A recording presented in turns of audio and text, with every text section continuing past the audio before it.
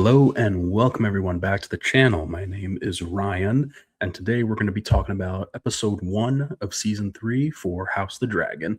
Heavy spoilers in the video, a little bit of some comparisons from Fire and Blood.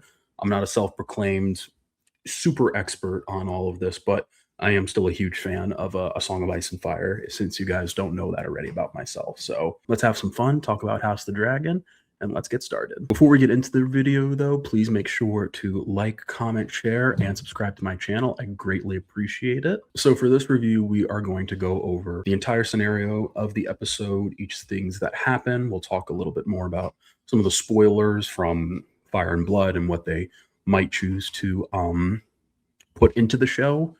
But other than that, yes, they're going to be heavy spoilers. So if you haven't watched the episode, go watch it and then come back and watch this. Or if you don't care about it, then just stay tuned and let's talk about it. So carrying off from the season 2 finale, which left us blue-balled in every sense of the way without giving us the Battle of the Gullet, a large majority of this episode ends up taking place in the Gullet.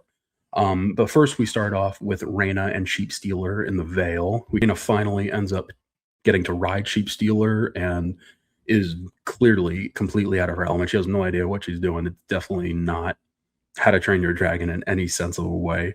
She basically climbed on top of Sheep Stealer, his fucking giant underbite of a mouth, and they just start flying all over the Vale, and she's hooting and hollering, and she's clearly out of her element. And Sheep Stealer, as we know, is a wild dragon, one of the wild dragons, and we knew it from last season also that, yes, they cut Nettles out of the story, which is a huge tragedy because I really wanted to see Nettles adapted into the show. But the fact that they're not doing that, they're just combining her with Rhaena, it's not the greatest, but I can see some of the reasons why they would choose this avenue for the adaptation, to kind of give something for Bela to do and to have her more into the immediate conflict, instead of her being away in Essos and having her dragon mourning, the little pink dragon.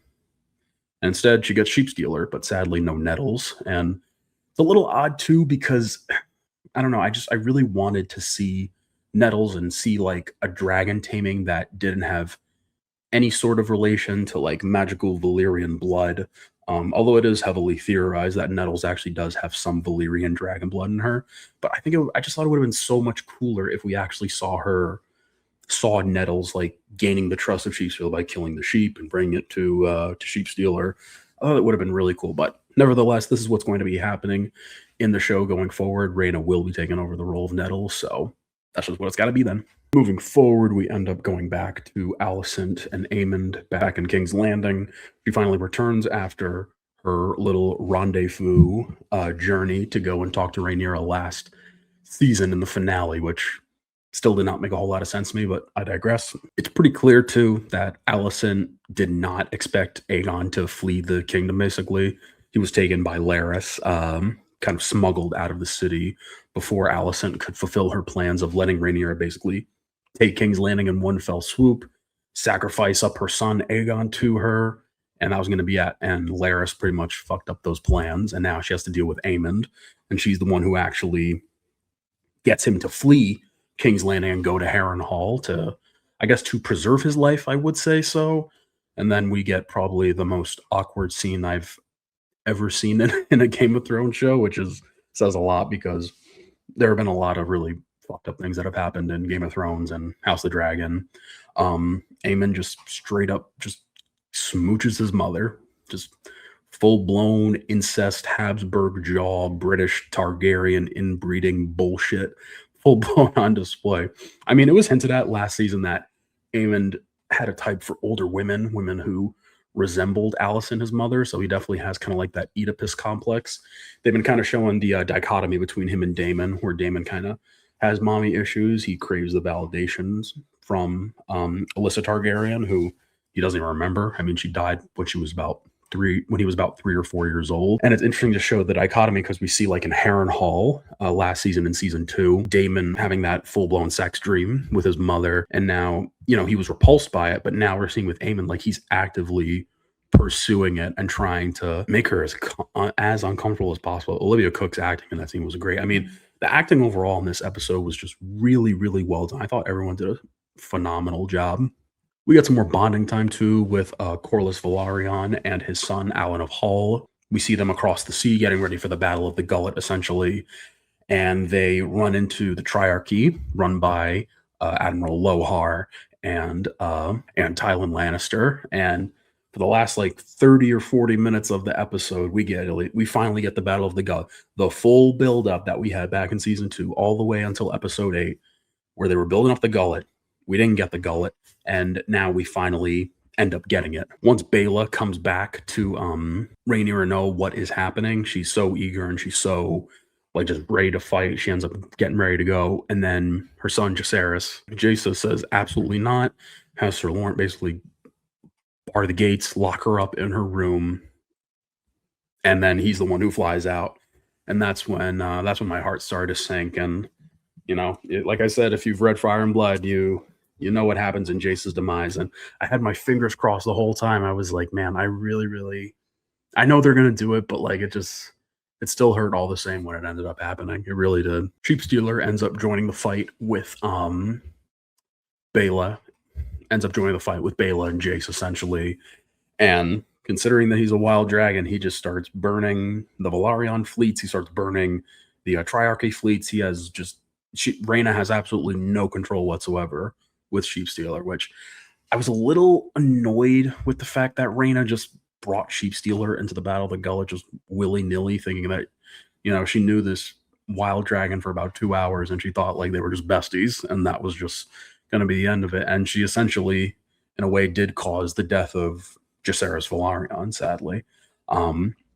Which I don't know. I'm a little conflicted about some of the feelings I have with it. I try my best not to get too caught up with the translations. I try my best not to get too caught up with translations from Fire and Blood, but some things I do just, I don't know, with the Battle of the Gullet, I was missing the factor of Aegon and Viserys being captured by the Triarchy and having Jace essentially kind of sacrificing himself in order to save both of his brothers. And, just for him to die at the Gullet, trying to prove himself and trying to put an effort into the war instead of just sitting around and not doing anything and prove something to his mother.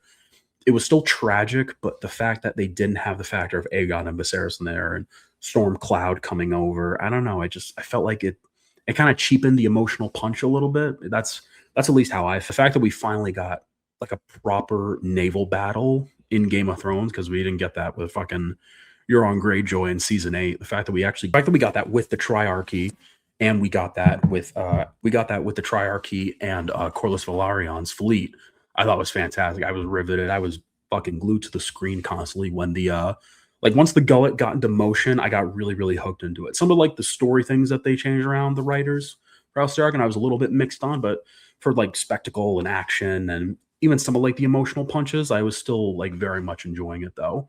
It is an adaptation from the book. It's just some factors I feel like they could have kept in to deliver like the full emotion for the battle and for it to conclude into the episode. And the fact too, we finally got to see Corlys in his element and him actually like doing stuff, like him commanding his fleet and everything, and him even battling, him getting to battle Admiral Lohar was so fucking cool. And I don't know, I like the fact that we're getting more of Corlys in action this season. I mean, just overall action in general. Like I love like the politicking for House of the Dragon and Game of Thrones.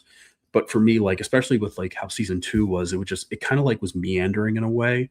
And I do still like the fact that the dragon is embracing more of like the fantasy element that kind of like D&D from Game of Thrones were kind of actively like pushing themselves away from and kind of like focusing on like a super even like more grounded low fantasy series than Game of Thrones already was, like the source material, Song of Ice and Fire. I know the reviews all over the place, but I just wanted to kind of go back to some of the scenes that I wanted to talk more about. But like the fact that we got to see like the green men on the Isle of Faces when Adam and Ulf and Hugh are there, which is different from the book because the dragon seeds are present at the Battle of the Gullet of Moondancer and Bela and Sheepstealer too, to an extent as well.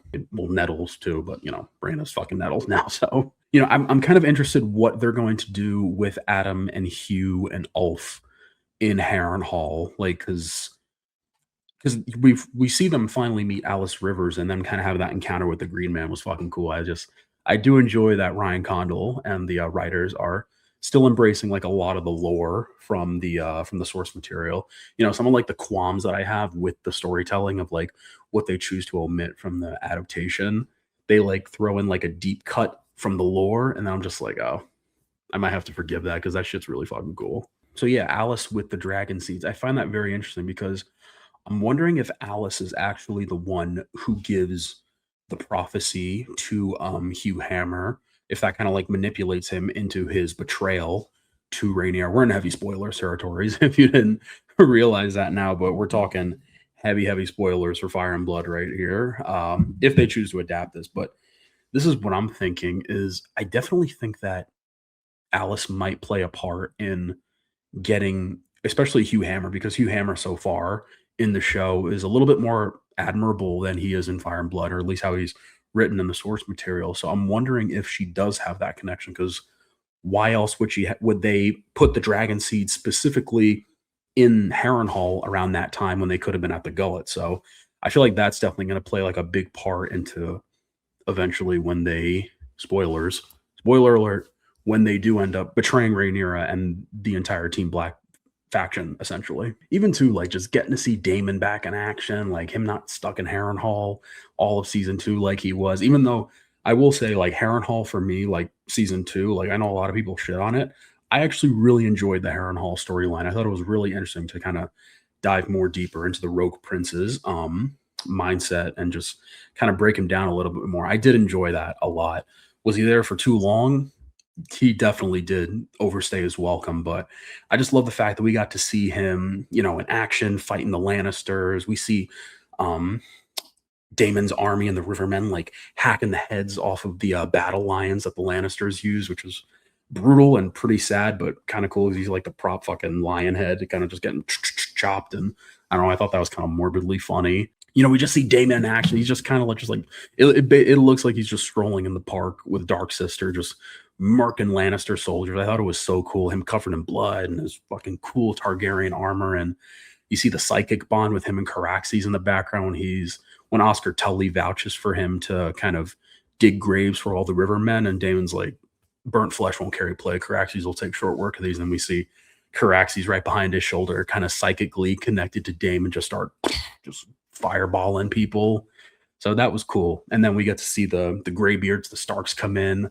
I thought that was awesome. And we got Roddy the Ruin. We got the line, "We've come to die for the Dragon Queen." Oh, that shit was so fucking cool. That was like a line that I was like really hoping that they would put into the show, and the fact that they did it, and they got my boy from Gladiator, the guy with the scars. I forget his name, but he's a great character actor, and if he gets to say that line, I thought it was so cool, and I'm really excited to see like the stuff going on with Damon. I think that's going to be really interesting.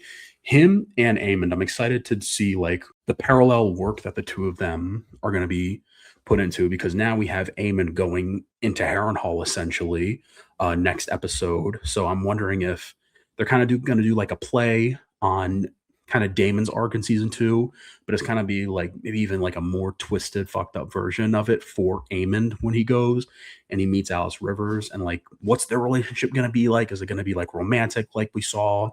Is Alice just going to be like playing with him? Like I am intrigued. Like Aemon's storyline this season, I'm definitely intrigued by.